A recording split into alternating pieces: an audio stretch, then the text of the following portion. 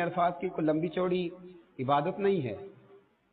2 रकतों की नमाज ज़ोहर है, 2 रकतों की नमाज असर है। वहां करना क्या, दुआ, खोल के दुआ, खोल के। हजरत इब्राहिम इब्ने अदम को लोगों ने देखा कि इतनी दुआएं मांगते, इतनी दुआएं मांगते, और एक दुआ जब एक दफा मांग लेते तो दोबारा उसको दोहराते ही नहीं।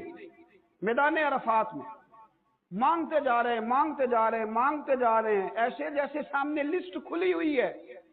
एक साहब ने उसकी, हुजूर आपका मैदान अरफात में मैंने अजीब ही मंजर देखा है कि आप दुआएं मांगते जा रहे हैं, मांगते जा रहे हैं, और जो लफ्ज एक दफा अदा करते हैं दोबारा अदा नहीं फरमाते, नहीं दुआ मांगते हैं। तो आप फरमाने लगे, दामाने करम भी तो खुला हुआ है ना, कि रहमत के दरवाजे भी तो खुले हुए हैं ना, यहाँ दुआ मांगने आया हूं।